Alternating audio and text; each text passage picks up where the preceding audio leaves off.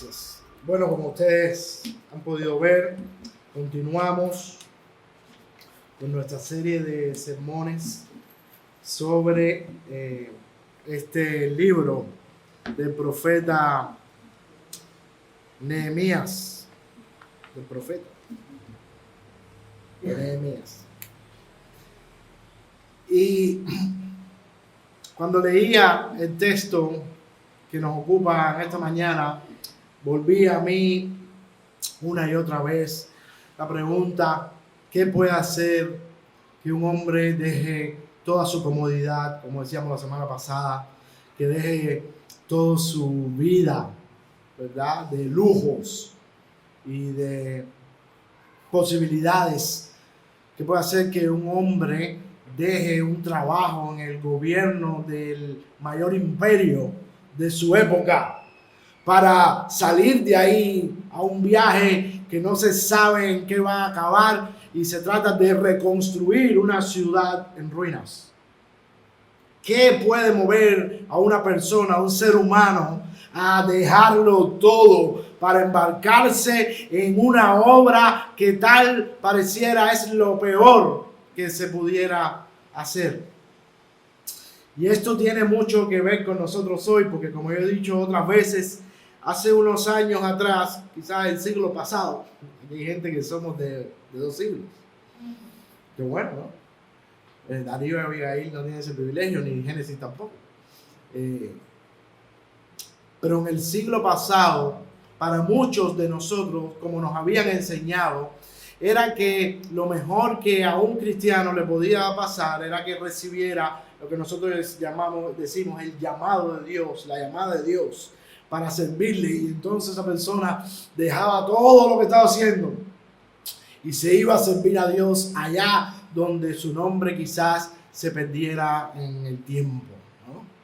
Pero eso era lo mejor que a alguien le podría pasar. Y evidentemente, para que esto ocurra, solo nos podría mover la llamada de Dios.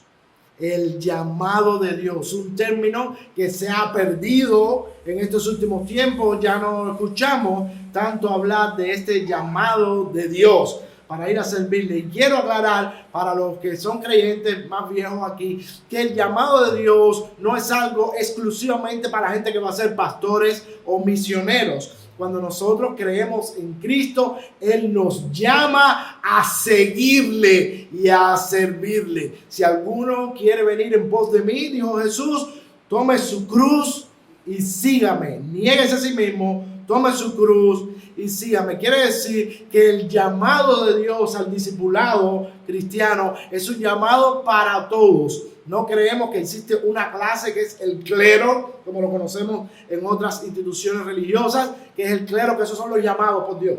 Los sacerdotes, los monjes, las monjas, los religiosos. Y lo demás es el pueblo, que esos no son los llamados por Dios, son los normales y estos son los superestelares. Los creyentes no evangélicos no creemos en eso, y eso es algo que se va a tratar en las conferencias de nuestros hermanos de North Palm Beach. Creemos que Dios llama a cada ser humano a seguirle y a servirle. Como hemos visto desde la creación, Dios nos llamó a la raza humana a ser administradores suyos. Y en Cristo nosotros estamos llamados a servirles, ¿verdad? Así que evidentemente, es solo el llamado de Dios lo que nos puede mover a servirle a Él. Y si queremos seguir a Cristo, debemos estar dispuestos a responder a su llamado, a servirle en el área donde Él nos haya querido poner. No se concibe cristianismo, como diría Bonhoeffer, sin seguimiento.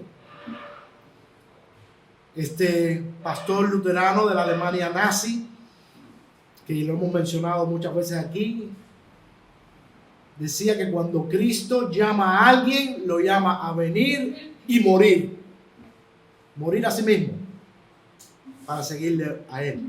Y esto no quiere decir que tú tengas que dejar tu trabajo, que tú tengas que dejar tu profesión, que tú tengas que dejar lo que tú eres para encerrarte en un convento, en un monasterio o en un seminario para dedicarte a la religión única y exclusivamente. No. Esto significa que ahora nosotros debemos seguir a Jesús desde donde nosotros estamos. Debemos escuchar su voz, debemos hacer lo que Él nos mande a hacer allí donde nosotros estamos. Debemos ser sal y luz de la tierra donde nosotros estemos puestos. En cualquier lugar, desde cualquier posición. Desde el albañil, desde la ama de casa, desde la que limpia, desde el maestro, desde el intelectual, desde el contador, desde el artista, desde la jubilada, desde la empresaria o el empresario, allí donde Dios nos puso, estamos llamados a ser sus representantes. Y este llamado de Dios fue lo que motivó a Nehemías a dejarlo todo para seguir en pos de aquello que Dios le había llamado a hacer. Y se trataba nada más y nada menos que de reconstruir la ciudad de Dios, que era lo que representaba, como hemos dicho, Jerusalén en ese tiempo. Ya no. Ahora nosotros somos la ciudad de Dios. La iglesia de Cristo es donde Él construye su reino y habita entre nosotros. Así que cuando estamos hablando de reconstrucción o de traer el reino de Dios a la tierra, tenemos que pensar en nosotros como iglesia, que somos los agentes que Dios usa para traer ese reino de Dios a la tierra.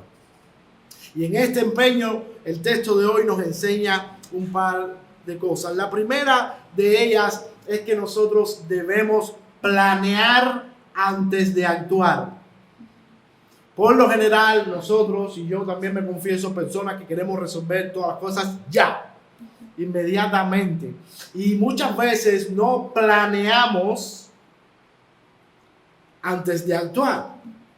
Pero Nehemías no actuó así. El texto, y lo voy a leer en esta versión que me parece muy interesante, dice que llegó a Jerusalén, versículo 11, llegué a Jerusalén y estuve 3 días allí. Me levanté de noche con unos pocos hombres sin decir a nadie lo que por inspiración divina iba a hacer por Jerusalén. No llevaba más caballo que mi propia cabalgadura.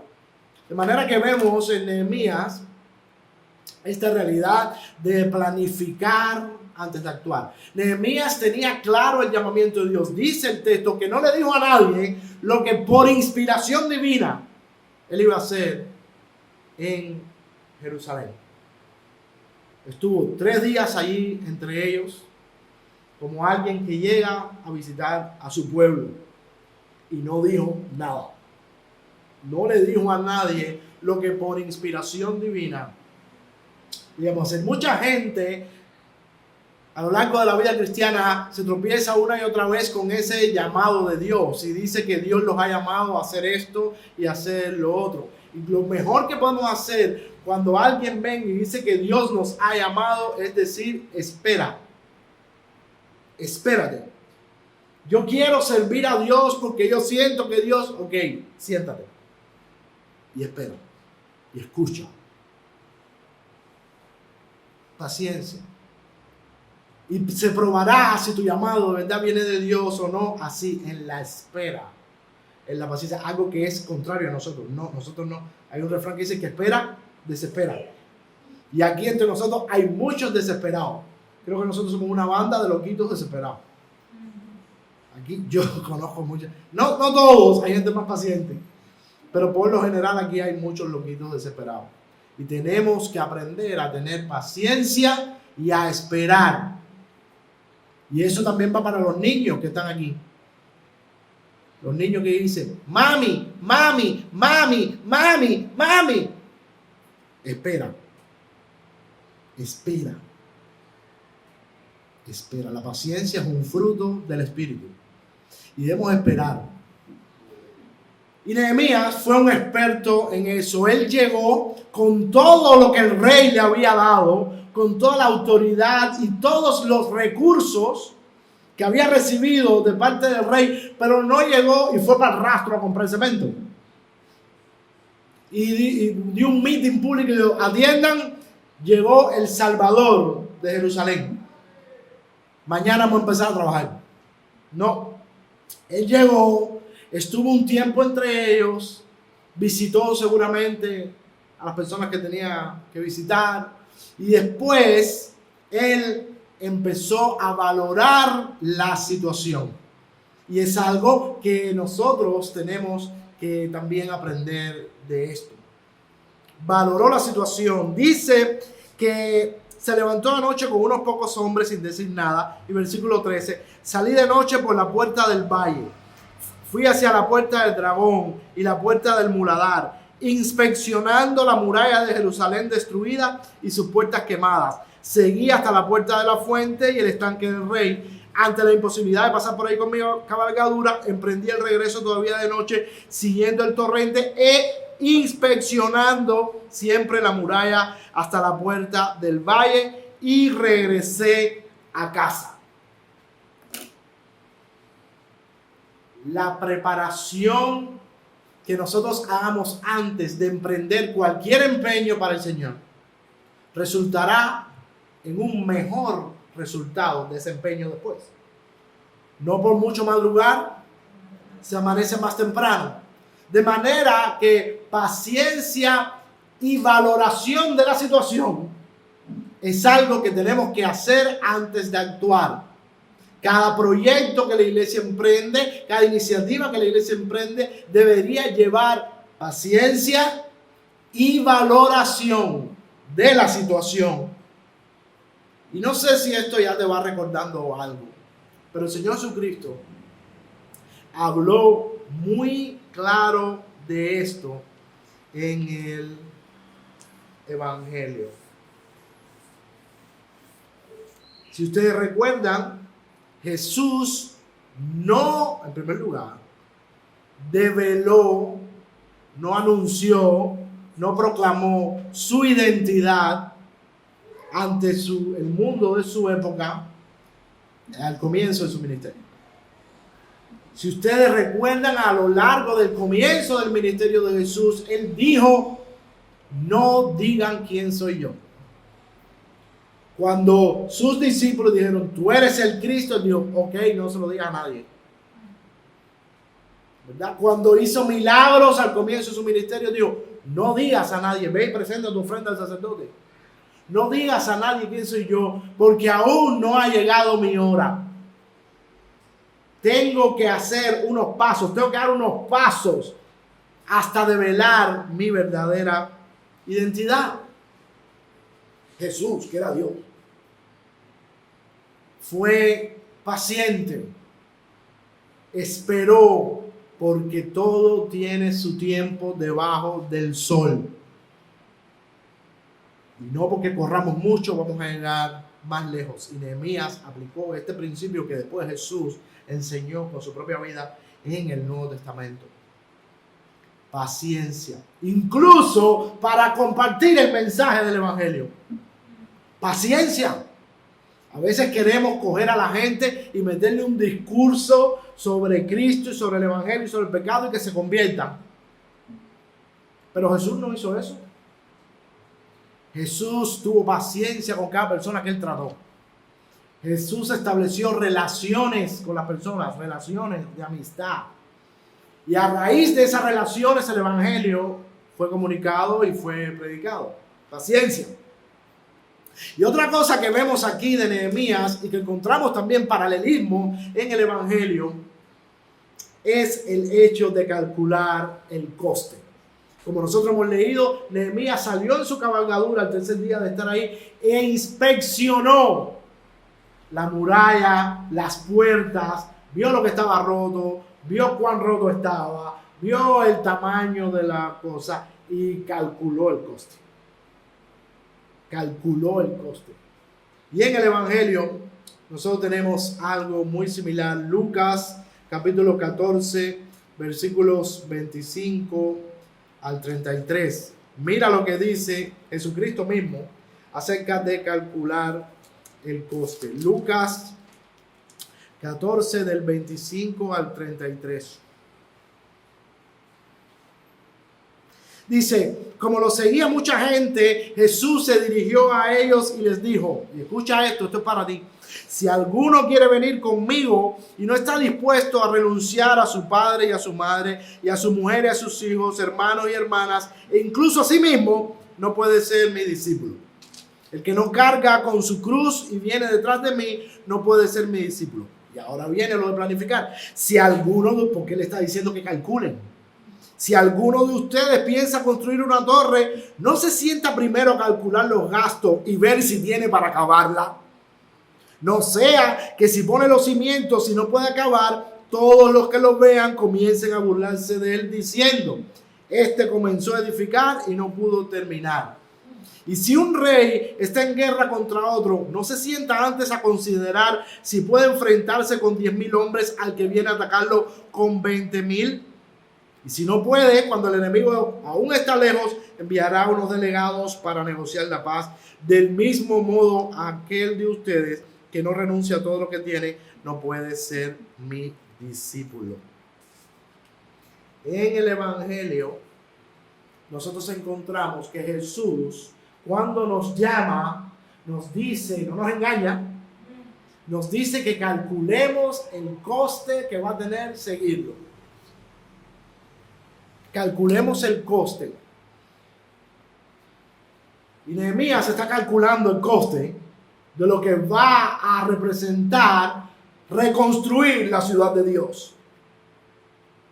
Porque es el nombre de Dios el que está en juego. ¿Verdad? El nombre del Dios verdadero que hablábamos en la clase. Y debemos calcular, debemos sacar cuenta, debemos analizar. Todos conocen una frase célebre de nuestro apóstol nacional, José Martí, ¿no? De la cual incluso en los 80 nosotros tuvimos una serie aquí muy famosa, que algunos dicen que no se acuerdan porque eran muy niños cuando eso, pero otros sí. Y la frase de José Martí es, en silencio. ¿Por qué? Y nosotros usamos mucho esa frase, ¿no? En todos lados decimos, en silencio ha tenido que ser. Y esto se ha convertido para nosotros, incluso para los creyentes, en una especie de superstición. Pues nosotros rápido nos convertimos un poco supersticiosos, ¿no? Y decimos, no se lo diga a nadie para que se te dé. Y eso es una superstición. Porque lo que Dios ha planificado para tu vida no lo puede cambiar que tú se lo digas a alguien. Eso es porque estamos mezclados con una cultura espiritista y animista y pensamos que el mal de ojo, que no sé qué cosa, que las malas influencias, no sé qué cosa. Y yo creo que Martí tampoco lo dijo por eso. Era para que los españoles no se enteraran de lo que estaba haciendo porque le frustraban el plan. Pero nosotros lo hemos tomado un poco así, ¿verdad? Con esta superstición. Pero en el caso de Nehemías, nosotros debemos concluir que no fue así, sino que él mantuvo la estrategia en secreto hasta que tuviera bien planificado todo lo que iba a hacer para cuando lo anunciara no hubiera escache, como solemos decir coloquialmente aquí. Él no se cayó para que no le fuera a salir mal, sino que se cayó porque quería tenerlo planificado bien. Y yo tengo que reconocer que muchas veces yo mismo peco de esto. Estoy tan emocionado con un proyecto que tengo en mi mente que lo empiezo a decir a otros como si ya fuera real o como si ya lo tuviera hecho. Y muchas veces ni tan siquiera lo podemos llevar a cabo. Y esto no debe ser así. Debemos pensar, debemos planificar, debemos ver si podemos empezar y acabar. Y entonces debemos anunciar. Y después de haber planificado, sin haber dicho nada a nadie, es que Jeremías anuncia su proyecto. Y esta es la segunda cosa que nosotros vemos como una enseñanza en este texto. Dice aquí, mi salida pasó inadvertida a los magistrados, y es que de nuevo hasta entonces no había dicho nada a los judíos, ni a los sacerdotes, ni a los jefes, ni a los magistrados, ni a los demás encargados de la obra. Fue entonces cuando le propuse: ya ven nuestra triste situación. Jerusalén está arrasada y sus puertas quemadas. Ánimo, pues restauraremos la muralla de Jerusalén y terminará nuestra vergüenza. Y aquí hay algo muy interesante. Dice aquí que allí habían sacerdotes, jefes, magistrados, mucho pueblo en Jerusalén, y nadie había podido hacer nada. Desde los días de Zorobabel hasta los días de Jeremías, esta era la tercera oleada de repatriados que regresaban a Jerusalén. Pero nadie había podido echar para adelante a la ciudad de Dios. Nadie había podido hacer nada. Pero Nehemías, dice que a la tercera hora vencida, tenía claro a lo que Dios lo había llamado y estaba dispuesto a cumplir con la obra que Dios le había dado. Y entonces él la anuncia y anima a los demás. Y esto nos muestra algunas de las características de un verdadero líder. Un verdadero líder no debe hacer cosas a lo loco. Un verdadero líder no debe ser alguien que habla mucho y no hace nada. Un verdadero líder no debe ser alguien que no planifique las acciones para su pueblo. Un verdadero líder debe ser alguien que motive a su pueblo a seguirlo, porque es confiable. Y entonces su pueblo lo sigue. Más pensados son los cubanos. Y mira lo que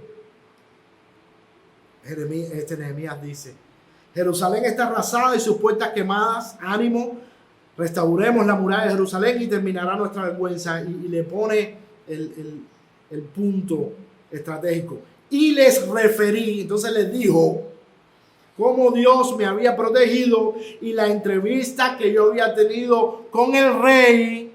Y entonces ellos dijeron: levantémonos y comencemos la restauración. Y se animaron mutuamente para esta hermosa tarea. Nosotros a veces queremos espiritualizar todo en la iglesia. Y pensamos que esto es un mundo, como yo digo a veces, de angelotes. ¿Cómo era, Carlos, el pintor de Los Ángeles? Rubens, de angelotes, de Rubens. Y que todo es etéreo y espiritual. ¡No! Pero vivimos en un mundo material, real y complicado. Y para restaurar la ciudad de Dios, para traer el reino de Dios a la tierra, para hacer la obra de Dios, se necesita mucho dinero. Nada de esto sale del aire. ¿O usted piensa que nosotros recibimos el cemento, la pintura, los panes, la pasta, los plátanos, los boniatos, que nos ponen en la puerta por la mañana? Un ángel. No. Hay que comprarlo. Y si alguien lo da, le cuesta a ese alguien. Y nadie sigue a otro, y esto es tan real como diría don José Segovia, como la vida misma. Nadie sigue a otro, número uno, si no tiene un plan. Y número dos, si no tiene recursos. Nadie puede seguir a nadie así, es mentira. Un líder es atrayente porque tiene un plan y porque tiene recursos. Cuando el Señor Jesucristo le dijo a sus discípulos: déjenlo todo y síganme, ellos entendieron que Jesús tenía un plan y asumieron que Jesús los iba a mantener a ellos durante todo ese tiempo. Y eso fue lo que hizo Cristo.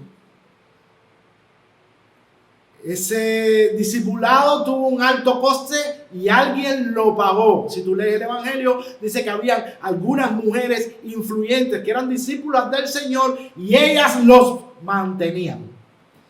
Esas mujeres de Jerusalén costearon esos 3 años de entrenamiento.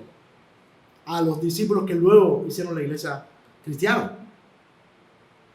Y cuando los habitantes de Jerusalén oyeron la propuesta de Nehemías, dijeron: sí, vamos a seguirle. Dice que él les refirió cómo Dios lo había protegido y la entrevista que había tenido con el rey. ¿Ustedes se acuerdan hace una semana cuál fue la entrevista?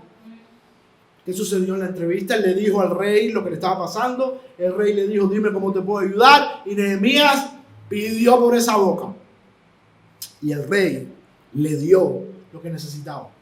Ahora, después de ya estar en Jerusalén, después de haber estado allí un tiempo observando, luego planificando y tener una estrategia trazada con los fondos requeridos, él habló, comunicó su proyecto, comunicó su visión y el pueblo dijo sí.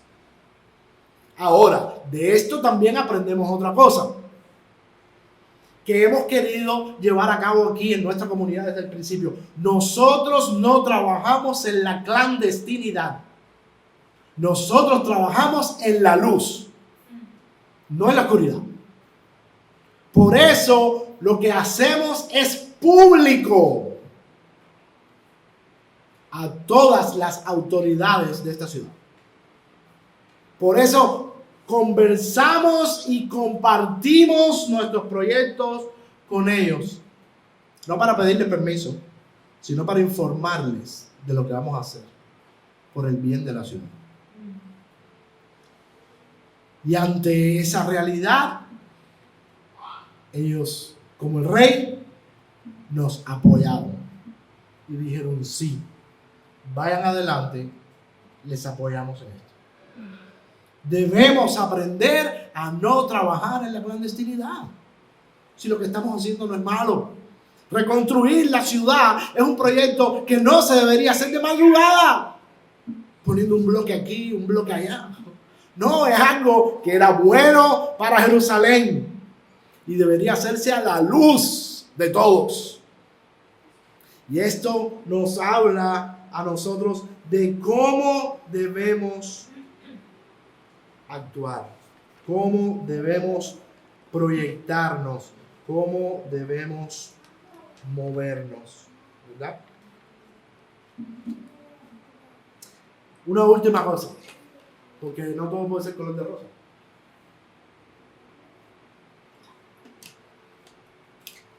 En medio de esta gran alegría que el pueblo tuvo, miren su expresión, ¿no?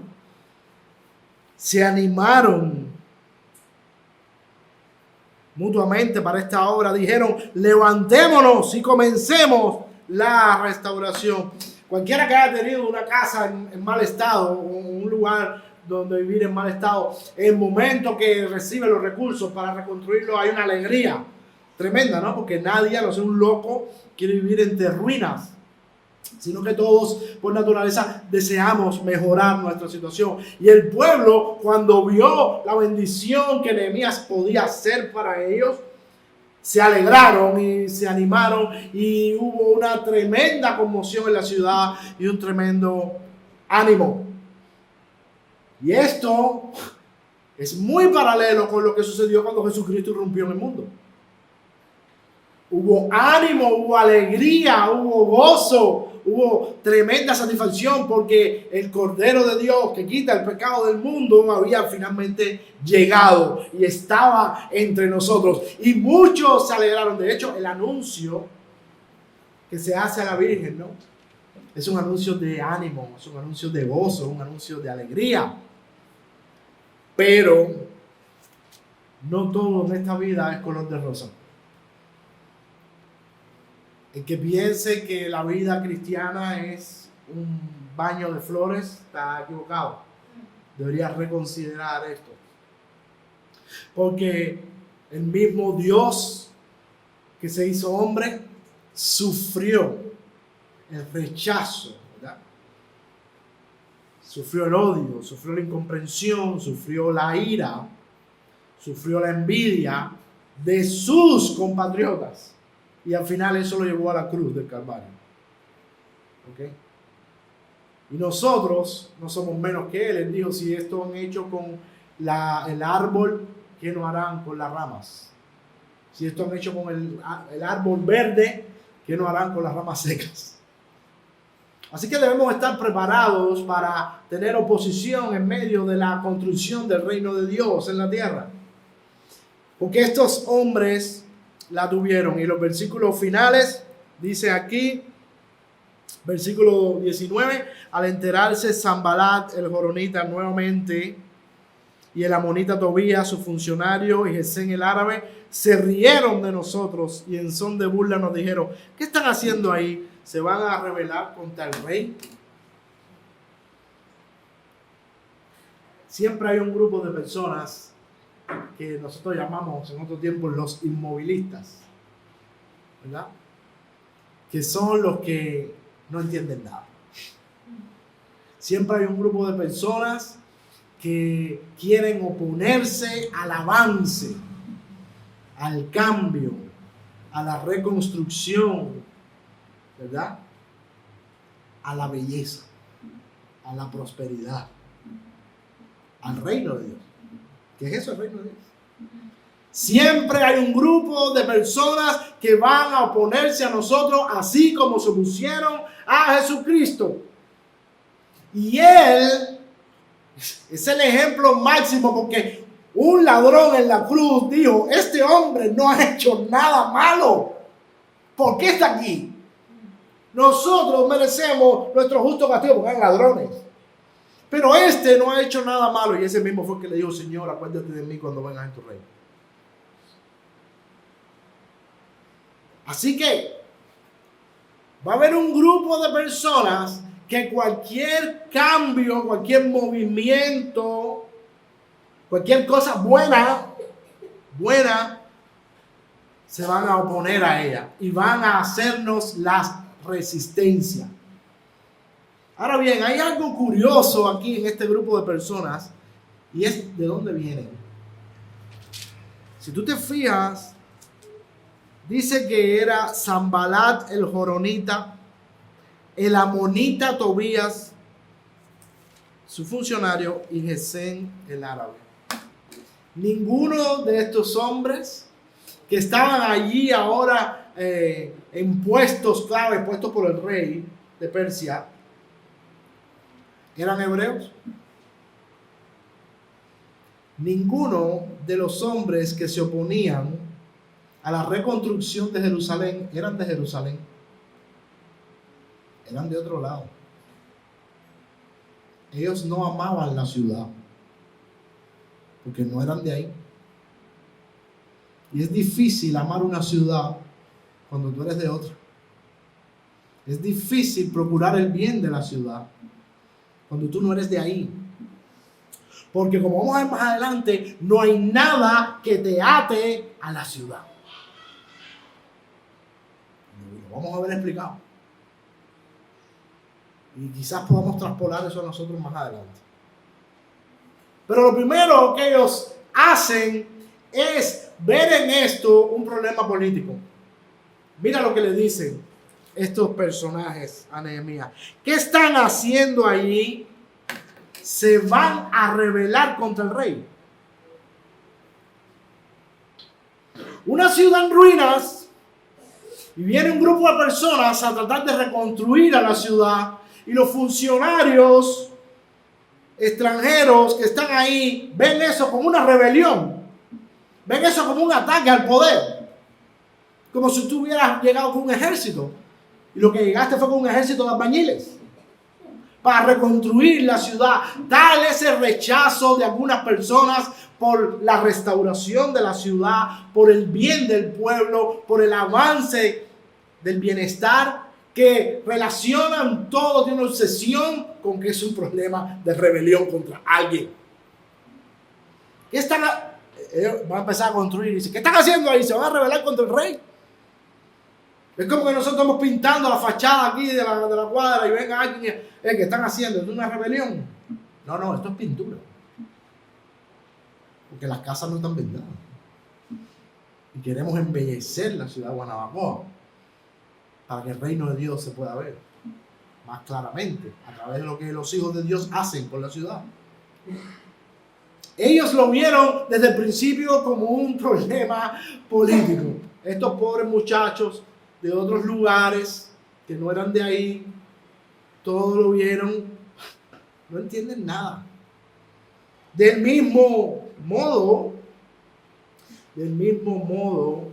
nosotros vemos en el Nuevo Testamento como los fariseos y los saduceos, los religiosos de la época, se enfrentaron a Jesús y al reino de Dios.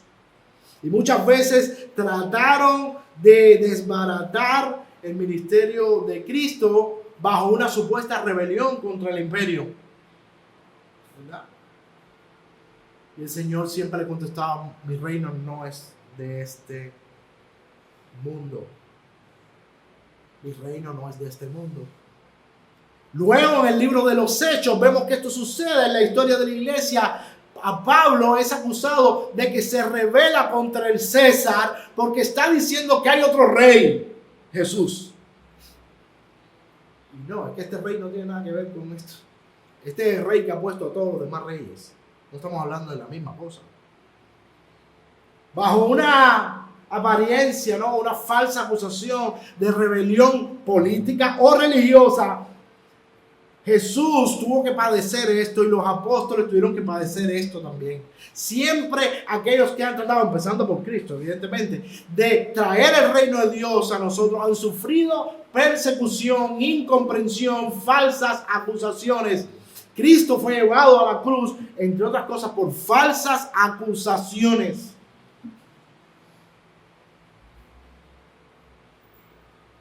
Y Pablo y los apóstoles tuvieron que sufrir persecución y martirio por falsas acusaciones.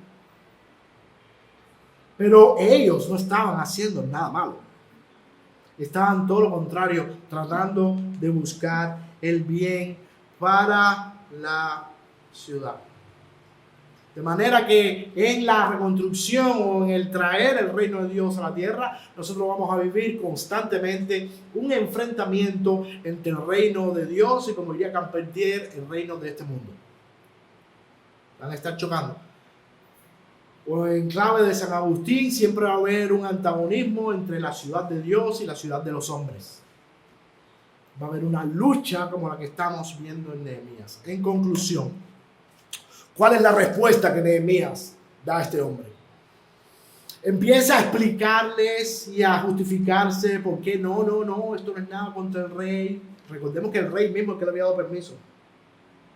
Pero los funcionarios del rey están diciendo que se están rebelando contra el rey. La respuesta es lapidaria, versículo 20 y final. Dice Nehemías: yo le respondí, el Dios del cielo coronará nuestros esfuerzos. Nosotros, sus siervos, vamos a empezar los trabajos. A ustedes, en cambio, nada les pertenece en Jerusalén. No tienen en ella derecho alguno, ni nada que les sirva de recuerdo en esta ciudad.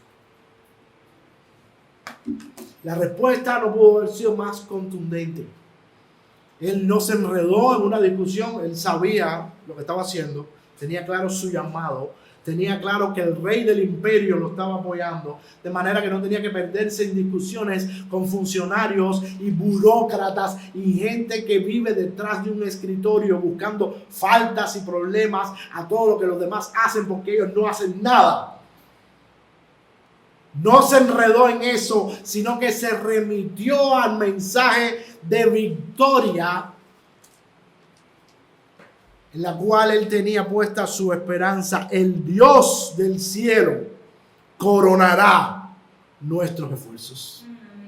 Nadie, absolutamente nadie, mis hermanos, debería entrar en la obra de Dios si no tiene claro que ya la victoria fue lograda.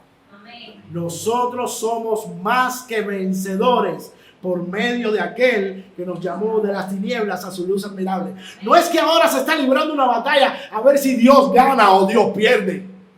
No, es que en la cruz del Calvario Jesús ganó la batalla para siempre. Y hoy Jesús reina entre nosotros.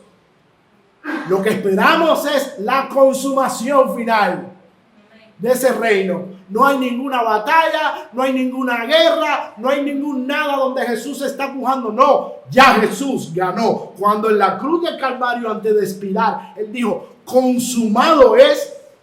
Quiso decir que todo lo que hacía falta hacer para que Él fuera rey y para que nosotros fuéramos salvos y para que el reino de Dios triunfara, ya estaba hecho. De manera que Nehemías tiene esto claro, y tú, si eres cristiano, debes tener esto claro. Mi hermano, mi hermana, Dios reina. Amén. Y nosotros podemos ir seguros a cualquier batalla si estamos conectados con ese Dios que reina. No importa lo duro que pueda ser, no importa los baches que pueda haber por el camino, no importa si hoy tu semana fue más dura. Aquí tenemos unos hermanos que han pasado una semanita bien dura. Pero Dios reina. Juega de la alcanela. Dios reina. Y esa es nuestra esperanza, y esa es nuestra fe, y esa era la fe de Nehemías, que muchos siglos antes de Jesucristo tenía su confianza puesta en aquel que iba a venir. Por eso pudo decir ante esos funcionarios de tercera categoría, nuestro Dios coronará los esfuerzos que estamos haciendo. Y a continuación le dice lo que va a hacer. Nosotros, sus siervos, vamos a empezar los trabajos. Mi ahora cuñado, durante muchos años, mi gran amigo Abisai Puentes, el hermano del medio de Lisi, fue invitado por nosotros a finales de los 90 a predicar en la Iglesia Bautista de Guanabacoa, en una serie de invitaciones que se hacía a jóvenes, a predicarle a jóvenes. Y en un momento que Abisai ya no tenía más nada que decir en su mensaje, él dijo, quiero resumir mi mensaje en una sola frase. Para ser cristiano hay que tener los pantalones bien puestos. Y se bajó del púlpito y se fue. Y se hizo así, no, por favor. Y esto nos lo demuestra delante de aquellos que tenían el poder en Jerusalén. Él dijo, nosotros vamos a comenzar los trabajos. Porque nuestro Dios coronará nuestros esfuerzos. Ninguno que pone su mano en el arado, dice Cristo, y mira atrás, es apto para el reino de Dios. Y en la historia de la iglesia vemos como algunas personas en un momento por temor renegaron de su fe cristiana, pero luego se retractaron de esa renegación y fueron valientemente hacia la hoguera para sellar su fe con su muerte. No es que seamos muy valientes en nosotros mismos, es que Dios nos puede dar la fuerza que necesitamos para ser valientes en el momento que haya que ser valientes. Amén. No es que seamos guapos, no, es que Dios da una fuerza especial para sus hijos. En el momento de la adversidad, cuando hay que enfrentarse a los poderes de este mundo, Dios puede hacerlo. Martín Lutero es un ejemplo de ello. Cuando delante de todo el poder de la iglesia del siglo XVI, dijo, yo no puedo retractarme de lo que he dicho, porque lo veo en la palabra de Dios y me lo dice mi conciencia. No es bueno ir contra la palabra de Dios ni contra mi conciencia, así que Dios me ayude.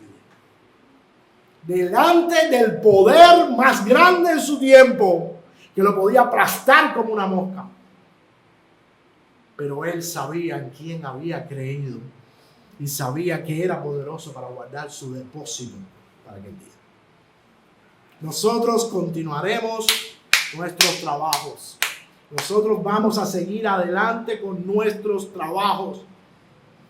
Y para terminar con ellos,